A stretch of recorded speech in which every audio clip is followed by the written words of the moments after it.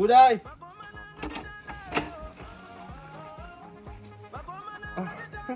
Vamkasele ndrochi. Kamuka. Ndachikumbira kubvunza mune maspare keys pamba pangu here? What do you mean mune maspare keys pamba pangu? Yadi inoyesa ndiri ndroti. And now. Oh. Okay. Pazvo zviundinetsa ini ndikuti ndikasiya mapisi angu enyama mubamo ndikwana akashota. Ndikasiya mafuta angu ndiwana akahafuka. Ende mufunge ndakatombosangana naro banya apa.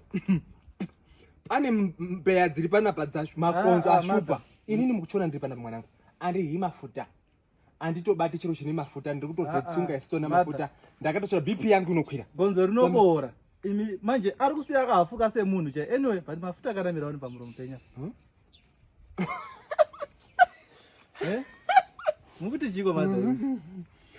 Izvo ndinazukuru. Magwere. Magwere aita sei? Magwere akisa magwere pamoto. Kazhinji kacho anonga achidoti arumiki. Kungoti tsvoti kudai. Saka ndamboti. Ivada rimune drama. Anyway, ndikuziva pane nyaya yenyu. Kuti inonzi Orden Foods handiti? Izvozvo zvepana pandisina tsamba manje. Imi makatopinda makatokwana. Orden Foods ndoda kugara baba pangu kuti zvaita. Nyarara yakamunzwa zvandoda kutaura.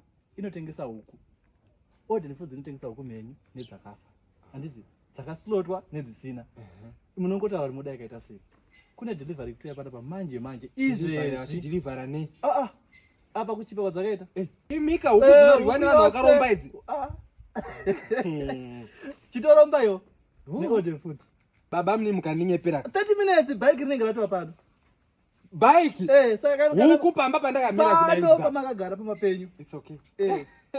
Saka naichiti kana muchida tongobatanidza order idiyo yakai kawa. Pamari yangu yerendika.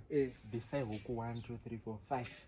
Ndanda vegetarian, but anyway, for you I'll try. Which is nenda kuzoita parende. Parende. It's okay. All right. Yes, nasi makurumidza dzoka zvambodi. Ndangonyumwa ndikateka nzoka. Amusitona ndatotsvaira yadhese kunobuda uko kundakabva ndikutsvaira. Zvapera. Zvapera. All right, mwanangu. Okay.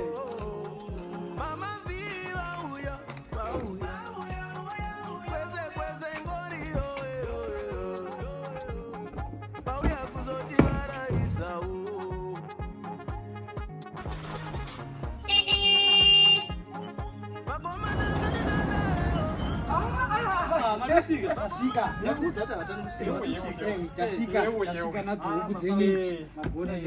Nanga waindichisana romai vava. Izvezvi zvandiri pamupatsi. Ona goridhe. Goridhe. Ona rongeshi. Yasvika Orden Foods. Tupata 10.